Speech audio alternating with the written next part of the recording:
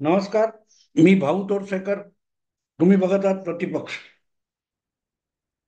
मित्रांनो, 16 ऑगस्टला निवडणूक आयोगाने जम्मू काश्मीर आणि हरियाणा विधानसभेच्या निवडणुकांची घोषणा केलेली आहे. आणि दुसरीकडे महाराष्ट्र आणि झारखंड या दोन विधानसभांच्या निवडणुका एवढ्याच होणार नाहीत हे सुद्धा सांगून टाकले. अर्थात त्या निवडणुका काय टाळल्या गेल्या किंवा टाळल्या जातील असं बिलकुल नाही. पण साधारणतः 2 महिन्यांनी म्हणजे डिसेंबरमध्ये या निवडणुका होतील अशी आपण अपेक्षा व्यक्त करायला हरकत नाही. कारण डिसेंबरमध्ये महाराष्ट्र विधानसभेची मुदत संपेल आणि जानेवारीच्या अगदी आरंभी झारखंडची मुदत संपणार आहे. आणि त्यामुळे डिसेंबरच्या मध्यापर्यंत नाताळपूर्वी या दोन राज्यातल्या निवडणुका झाल्या तर वेळच्या वेळी दोनही राज्यातल्या नव्या विधानसभा अस्तित्वात येऊ शकतील.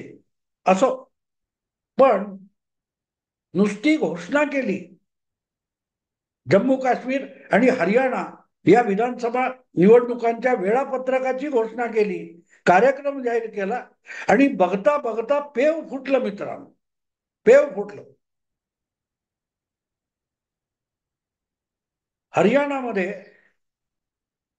पळापळ सुरू झालेली आहे. अर्थात अजून 2 महिने 3 महिने बाकी आहे, निवडणूक घोषित झालेली नाही, पण झारखंडमध्ये सुद्धा पळापळ सुरू झाली आहे. पण आज माझा विषय हा हरियाणा पुरता आहे. हरियाणामध्ये जननायक जनता पार्टी नावाचा एक पक्ष आहे आणि हा, मला असं वाटतं की सत्ता क्षेत्रातला वंचितांचा पक्ष आहे. जननायक जनता पार्टी हा चौधरी देवीलाल यांच्या वारसांचा पक्ष आहे. देवीलालांचा मुलगा चौटालाचा मुलगा कोण, तो अभय वगैरे, आणि त्याचाही मुलगा का पुतण्या कोणतरी माहित नाही. म्हणजे देवीलाल यांचा नातू आहे की पणतू आहे हा दुष्यंत चौटाला हे माहिती नाही. पण त्यांनी जननायक जनता पार्टी काढली आहे आणि कुटुंबातच वितंडवाद होऊन हे दोन तुकडे, काय ते NLD, काय ते नॅशनल इंडियन नॅशनल लोकदल नावाचा जो चौटाला यांचा पक्ष होता किंवा देवीलालांचा घरगुती पक्ष होता, त्यातून बाहेर पडलेल्या त्यांच्याच काही वारसांनी जननायक जनता पार्टी काढली. आणि गेल्या वेळेला 5 वर्षापूर्वी याच पक्षाचे जे काय 7-8 आमदार होते निवडून आलेले, आणि देवीलालांच्या नातवाचा पक्ष धुळीस मिळाला, इंडियन नॅशनल लोकदल,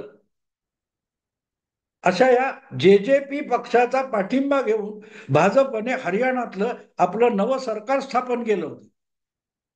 7-8 आमदार असून सुद्धा का 10 आमदार होते, त्यासाठी दुष्यंत चौटाला यांच्या पक्षाला उपमुख्यमंत्री पद देण्यात आलं होतं. पण काही महिन्यापूर्वी लोकसभा निवडणुकीपूर्वीच काहीतरी गफलत झाली आणि तेही सरकार पडलं. अर्थात हरियाणा हे देशातल्या पक्षांतराच्या राजकारणाचं सगळ्यात जुनं तीर्थस्थान आहे असं म्हणता येईल. याचं कारण आयाराम गयाराम म्हणजे पक्षांतर करणारे, पक्ष बदलणारे, यासाठी जे नाव मिळालं आयाराम गयाराम, हे हरियाणातल्या एका आमदारामुळे मिळालेले आहे. 1967च्या सार्वत्रिक निवडणुकीमध्ये काँग्रेसने 9 राज्यातली सत्ता गमावली होती. त्यापैकी एक राज्य हरियाणा होतं. आणि या हरियाणामध्ये अक्षरशः 2-4 दिवसानंतर आमदार आपला पक्ष बदलत होते. त्यामुळे विधानसभेतलं संख्याबळ, बहुमत आणि अल्पमत हे बदलत होतं. त्यामुळे सरकार बदलावी लागत होती. मला वाटतं बिहारमध्ये तर एक मुख्यमंत्री फक्त 3 दिवसाचा होता आणि त्याने तर मंत्रिमंडळ सुद्धा बनवलं नव्हतं. तर असा जो काळ होता 1967 ते 69, या काळामध्ये हरियाणा जे सातत्याने पक्षांतर करत होते, तेव्हा अल्पावधीत अनेकदा पक्षांतर करणाऱ्या एका आमदाराचं खरोखरचं नाव गयाराम होतं. आणि या आमदाराने तर विक्रम केला. सकाळी एका पक्षात प्रवेश केला आणि संध्याकाळी सूर्य मावळता मावळता तो पक्ष सोडून आणखीन कुठच्या तरी पक्षात प्रवेश केला आणि त्याचं नाव गयाराम, हे खरं नाव आहे. पण त्यामुळे गमतीने पत्रकार म्हणायला लागले की हा गयाराम आहे, हा कधी गयाराम असतो आणि कधी अयाराम असतो, म्हणजे कधी आपल्या पक्षात येतो आणि कधी आपल्या पक्षातून जातो, याचा देखील वेगवेगळ्या पक्षांना आणि नेत्यांना पत्ता लागत नाही. आणि त्यामुळे गयारामवरून अयाराम शब्द आला आणि त्यामुळे तत्कालीन जे 2 वर्ष सातत्याने पक्ष सोडले आणि पकडले जात होते, त्यावरून अयाराम गयाराम पॉलिटिक्स हा शब्द तयार झाला. त्यामुळे आज हरियाणामध्ये परत एकदा विधानसभेची निवडणूक आहे आणि अशा वेळेला 4, 5 काय 6 आमदारांनी बघता बघता आपला पक्ष सोडलेला आहे. तो चौटालांचा जो दुष्यंत चौटालाचा जननायक जनता पार्टी हा जो पक्ष आहे, त्यात असलेले 4 आमदार यांनी आपला पक्ष सोडलाय. त्यापैकी कोणीतरी काँग्रेसच्या वळचणीला गेलंय, कोणी भाजपकडे आलेलं आहे. पण पळापळ सुरू झाली मित्रांनो. आणि त्यातून आपल्याला कळतं की लोकसभा निवडणुकीमध्ये दुष्यंत चौटाला यांच्या पार्टीला एकही जागा जिंकता आली नाही आणि जिथे जिथे त्यांनी उमेदवार उभे केले त्या उमेदवारांना मिळालेली जी मतं आहेत ती जर विधानसभा वाईज आपण बघायला गेलो तर कुठल्याही विधानसभा क्षेत्रात देखील असं काय 10, 15 जागी जे या पक्षाला मताधिक्य मिळालं असं दिसलं नाही. आणि त्यामुळे या पक्षाला आगामी विधानसभेच्या निवडणुकीमध्ये भवितव्य नाही. एकूणच हरियाणाच्या मतदाराने चौधरी देवीलाल यांच्या या घरगुती राजकारणाला किंवा घराणेशाहीला नाकारलंय असा अर्थ राजकीय निरीक्षक काढत गेले तर नवल नाही.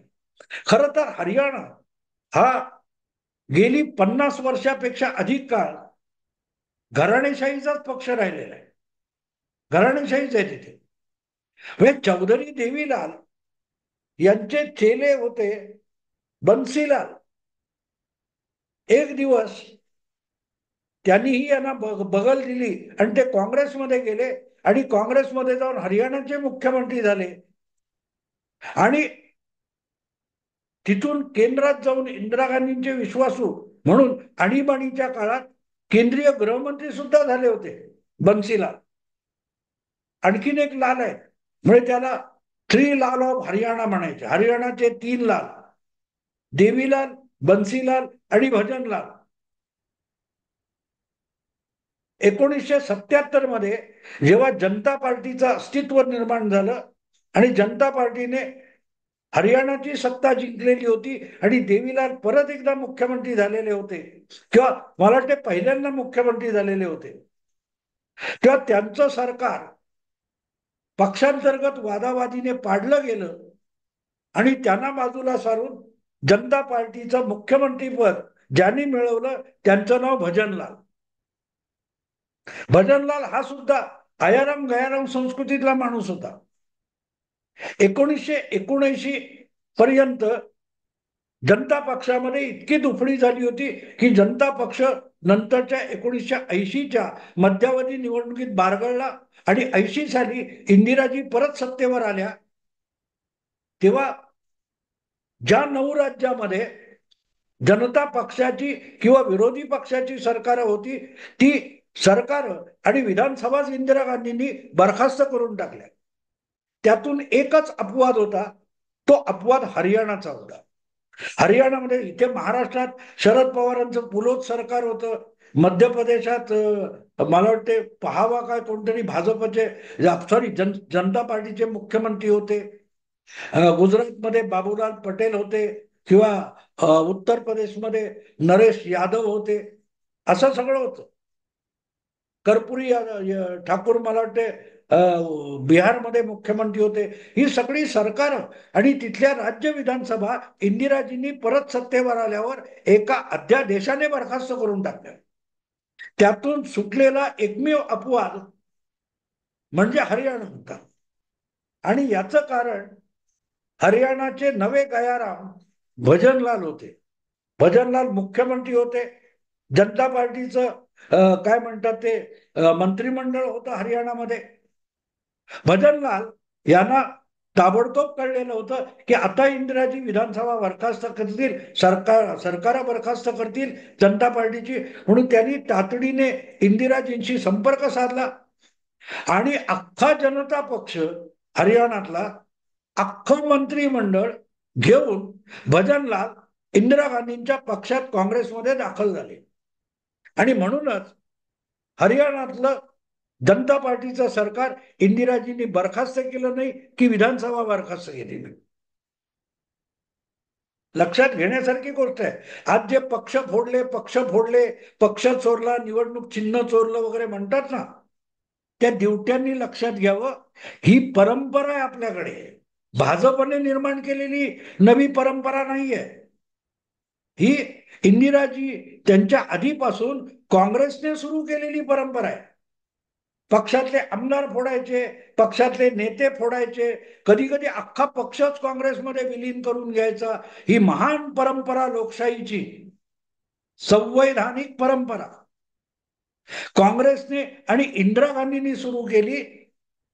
त्यातला सगळ्यात मोठा पराक्रमी कोण असेल तर तो हा आहे, भजनलाल.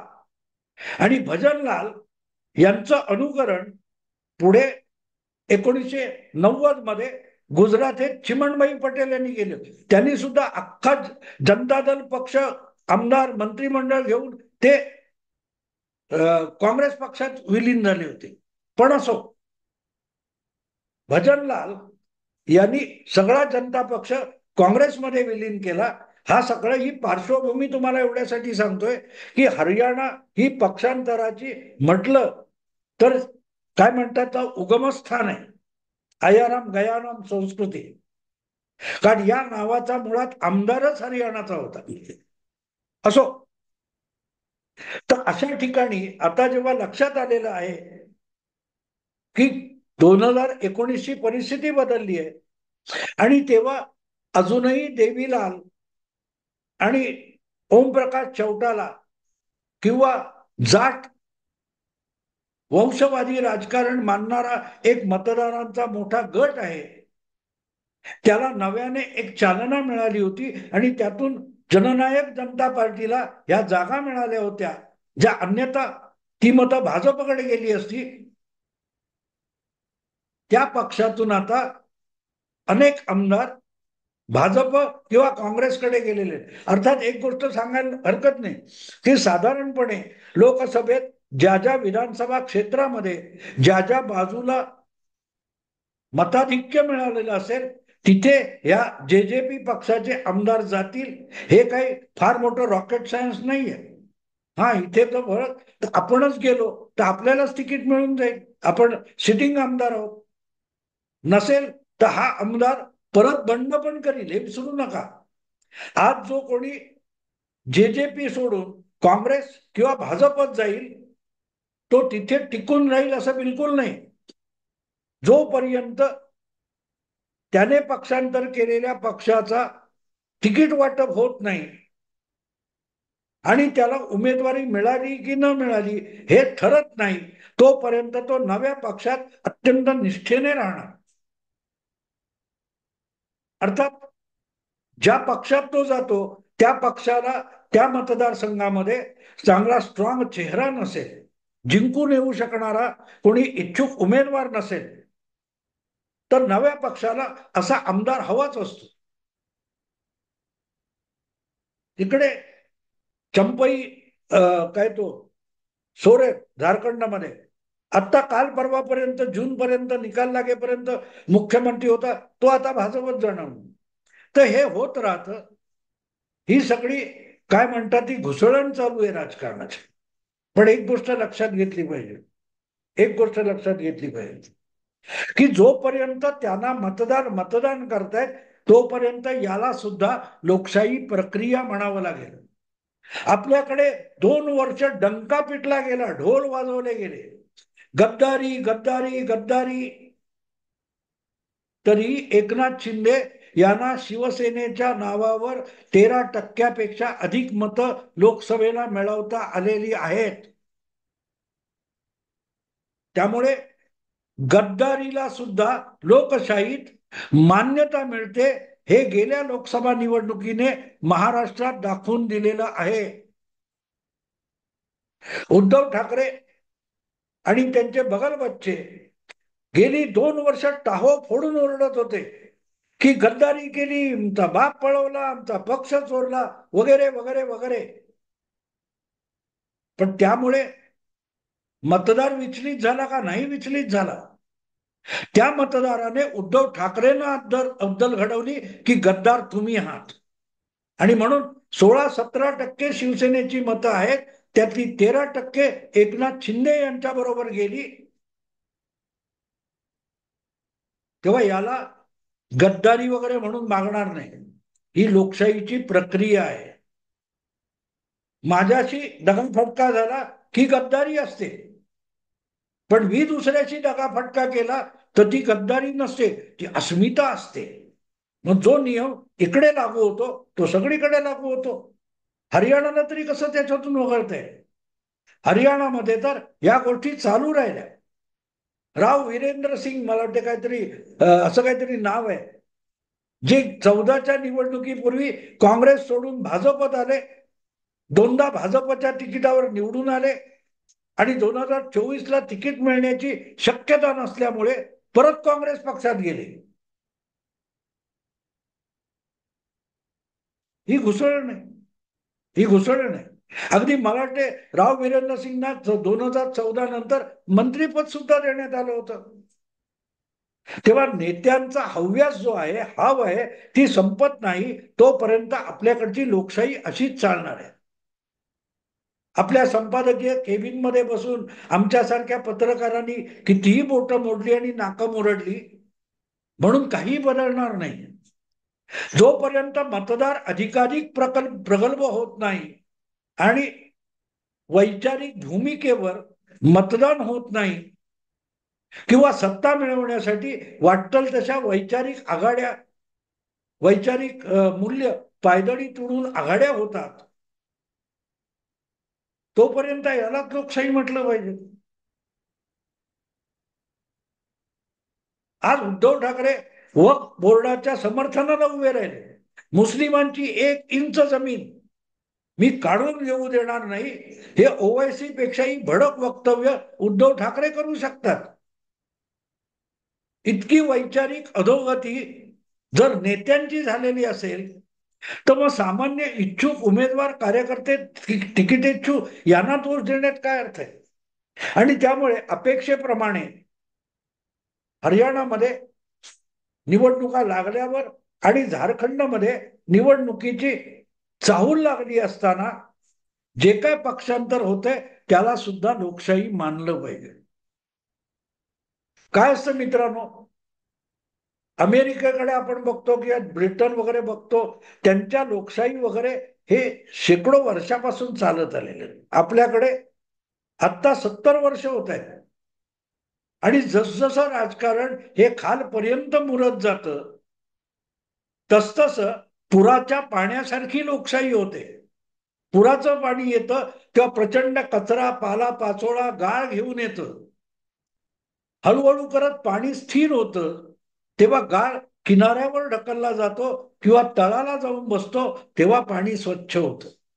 तेव्हा जी काय स्वच्छ उदात्त अशी लोकशाही भारतातल्या बुद्धिजीवींना हवी आहे, ती येईपर्यंत अजून बराच काळ जाणार आहे. तोपर्यंत हे गोढवलेलं राजकारण हे चालू राहणार आहे. पक्षांतर होणार आहेत. एका पक्षाची कोणीतरी दगाबाजी करणार, दुसऱ्या पक्षात जाणार, तिथे त्याचं स्वागत होणार. कारण शेवटी पक्ष चालवणारी माणसं आहेत आणि आपला स्वार्थ साधला जात नसेल तर ते त्या पक्षात राहणार नाहीत. पक्षाचे नेते आपला आपला स्वार्थ साधणार असतील, बरं, आपल्या पक्षाच्या आमदारांना या किंवा त्या जनानखाने ढकलणारा जो नेता असतो, एका सेकंदात शरद पवार जाहीर करतात की भाजपला बाहेरून पाठिंबा 10 वर्षापूर्वी, आणि नंतर म्हणतात नाही, आपण भाजपला पाठिंबा द्यायचा नाही. जर वैचारिक भूमिका गुंडाळून खुंटीला टांगत शरद पवार आपल्या स्वार्थानुसार जर आमदारांची फौज इकडची तिकडे करत असतील, तर त्यातला एखादा आमदार किंवा इतर कुठला नेता त्याच पद्धतीने वागत असेल तर त्याला गद्दार म्हणणं गैर लागतं.